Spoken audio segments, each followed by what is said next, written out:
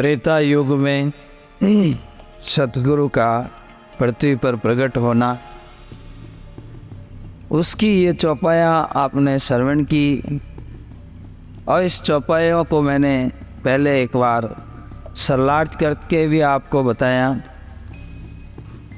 द्वापर युग की, त्रेता युग बीतने के बाद द्वापर युग में जब सतगुरु आए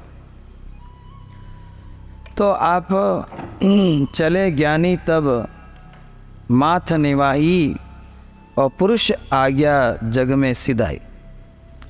पुरुष आवाज चलियो संसारा, अर्थात चलियो का मतलब मैं आया, और चरण टेक यम धर्म लवारा। उसी समय धर्मराय निरंजन से युद्ध हुआ और वो हार गया।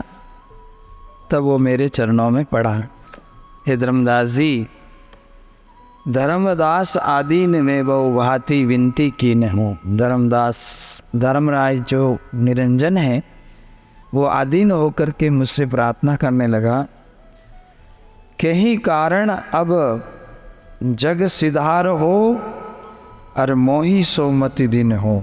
अब आप संसार में किस कारण जा रहे हो, सो मुझे मति दीन हो, अपना मत बताइए। अस करो जन सब चेता हो, यही विनती मैं करो। तुम बंधु जेटे छोट में, कर जोड़े तुम पावन पढ़ो। तो इस तरह से निरंजन जब सतगुरु से हार जाता है, साहिब से हार जाता है, करुणा में साहिब से, उस समय धर्मराय हाथ जोड़ के खड़ा होता है। निरंजन, कहो धर्म तुम सुन बात, बिरला जीव मोहे चीनी है, और शब्द को फतियाए तुम अस के जीवन ठगे। ज्ञानी जी कहते हैं कि निरंजन, मेरी बात सुन, कोई बिरला भक्त जीव ही मुझे पहचानता है। सब पर यानी शब्दों का विश्वास हर कोई नहीं करता है, क्योंकि उसका कारण बताया कि आपने जीवों को ठगा है और जीवों को खान पान खराब करके उनको जीवों को बिगाड़ दिया है। अस के मृत्यु लोक पगधारा, पुनि परमार्थ शब्द उचारा। इसके इस तरह कहा करके मैं मृत्यु लोक में आया, और परमार्थ का शब्द पुकारा। अब यहाँ पर आपको समझना है, क्योंकि साहिब जब आते हैं तो उनको भी अपनी भूमिका बनानी पड़ती है, और वो सबसे पहले साधारण मनुष्य को ज्ञान देते हैं। हम अपनी भूमिका का मतलब साधारण मनुष्य को ज्ञान देते हैं, और साधारण उपदेश से ज्ञान देना शुरू करते हैं। तो यहाँ शब्द दिया है, जब मैं आया और मैंने जीव चेताने का परमार्थ शुरू किया। तो जीव चेताने का परमार्थ मैंने शुरू किया। इस तरह आपको भी समझना है क्या परमार्थ है, क्या स्वार्थ है। परमार्थ क्या है, आप भी सत्संग सुने, शांति से दूसरों को भी सुनने दें, और सत्संग और भोजन भंडारा और लोगों को ठहरने के लिए व्यवस्था दें। और कहने का मतलब है कि प्रचार के लिए जिस चीज़ की आवश्यकता है, उस चीज़ को लोगों तक पहुंचाएं। जैसे पाठ करने के लिए पुस्तक नहीं है तो उनको पुस्तक पहुंचाएं। जैसे लोग सत्संग में आ सके तो उनके लिए साधन की व्यवस्था करें। यानी हर जीव को सत्संग मिलनी चाहिए, ये भाव से वैसी योजना बना करके कार्य करें। क्योंकि परमार्थ के कार्य में ये भी शामिल है कि अपने गुरु की बात को लोगों तक पहुंचाना। जो लीला सतगुरु की हुई, उस लीला को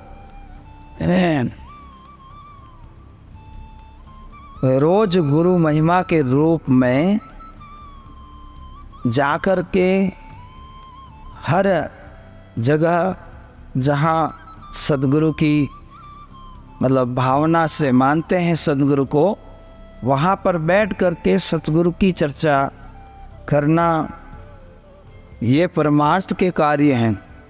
और ये परमार्थ के कार्य सत्संगी करेंगे और आपका भजन भी करेंगे तो बहुत ही अच्छी बात है। तो साहिब कहते हैं परमार्थ के मैंने वचन उच्चारण किए। तो परमार्थ के जो वचन हैं ये उच्चारण किए।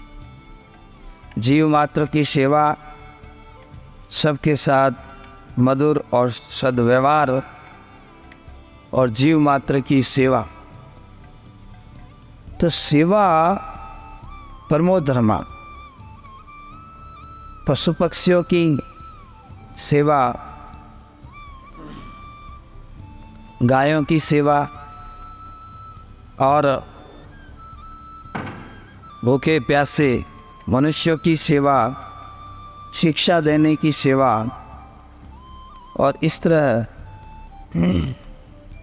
विकलांगों की सेवा, अनर्थों है जो अनाथ आश्रमों की सेवा, जहाँ पर अनाथ बच्चे पढ़ते हैं, उनको कोई माता पिता इस संसार में नहीं रहे हैं, और उनका भरण पोषण, तो ये सब सेवा का परमार्थ जो करता है, तो ये सतगुरु पहले बताते हैं। और साहिब कहते हैं कि मैं जब द्वापर युग में आया तो ये सब सेवा का परमार्थ का उपदेश किया कि आप सब परमार्थ करो। जब तक परमार्थ नहीं करोगे तब तक आपका भजन में मन नहीं लगेगा। क्यों नहीं लगेगा? जैसे सत्संग चल रही है, अब कोई सत्संग में बैठता ही नहीं है, पास में जाके सो गया है, तो इसका मतलब हो गया कि उसको गुरु से ज़्यादा अधिक ज्ञान हो गया है। गुरु तो बैठे हैं सत्संग में और वो दूर जाके मोबाइल देख रहा है और सोया पड़ा है। इसका मतलब हुआ कि वो उसको गुरु से ज़्यादा ज्ञान हो गया, तो वो जीव उसका अधिकारी नहीं बन सकता। तो परमार्थ के लिए, सेवा के लिए तन मन धन अर्पण करना पड़ता है। जब आप कुछ त्याग करोगे नहीं तो आप पाओगे क्या? तो समय, धन और परिश्रम, जब आप शरीर से परिश्रम करोगे तो सेवा होगी, और कमाए हुए धन को सत्संग में लगाओगे तब सेवा होगी। और ज़रूरी नहीं कि आप उतना किसी को देख के लगाओगे, उतना ज़रूरी नहीं, जितनी आपकी क्षमता है। और जितनी आपकी क्षमता है आप सत्संग घर में चलाओ, गांव में चलाओ, सत्संग को बढ़ाओ। सत्संग को बढ़ाने से क्या है कि काल का प्रभाव कम हो जाए। या काल कौन है? जैसे दारू के ठेके पे लोग जाकर दारू सीखते हैं, नशा पता सीखते हैं। तो जितने नशेड़ी लोग हैं वो सब अपनी संगत चलाते हैं रोज।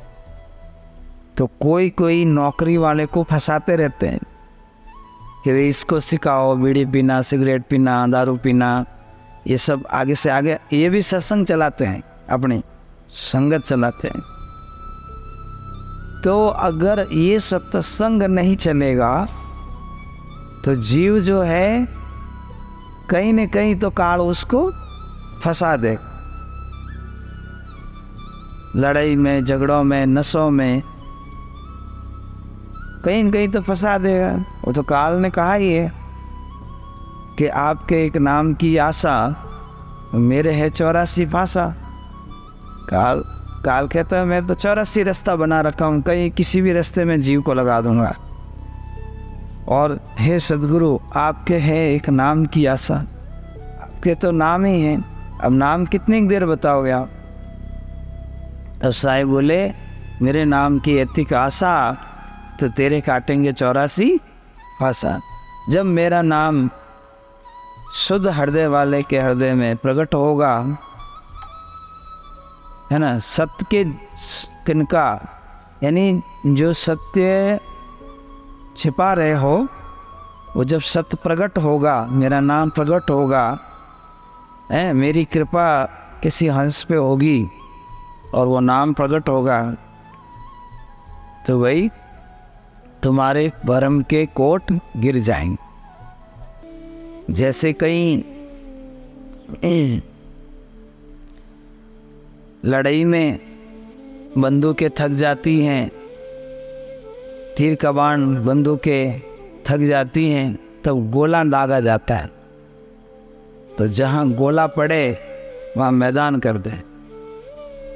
इसी प्रकार मेरे हंस के शब्द चलेंगे और मेरे शब्द उसी तरह से चलेंगे, तो तुम्हारे भरम के किले सब ढह जाएंगे। तो रहो रे काल अपराधिया, दुर्बल तोर शरीर, सत सुकृत के नाम है और खेवे सत कबीर। रहो मतलब जाओ रे काल, तेरे से हम डरने वाले नहीं। रहो रे काल अपराधिया, दुर्बल तौर शरीर, यानी मेरे शब्द के आगे, मेरे नाम के आगे तुम्हारी शक्ति कुछ भी नहीं है। रहो काल अपराधिया, दुर्बल तौर शरीर, सत्य सुकृत की नाम है और खेवे सत कबीर। मैं तो सत्य की नौका खेने वाला हूँ, सुकृत मैंने अच्छा कर्म बताने वाला हूँ, अच्छे कर्म की शिक्षा देने वाला हूँ, और सार शब्द की भक्ति बताने वाला हूँ। इसलिए तेरा वहाँ पे नहीं चलेगा, अड़िंगा तेरा नहीं चलेगा काल। मेरे नाम की ऐतिक आशा, तो तेरे काट दे 84 भाषा। मेरे नाम में ऐसी शक्ति कि तेरे 84 भाषा कट जाएंगे। तब काल घबराया, ओ अब क्या करूं? बड़ा चालाक होता है काल का दिमाग, बड़ा चालाक होता है, परंतु सदगुरु के सामने उसकी चालाकी नहीं चलती है। तो आप यहाँ तक श्रवण किए,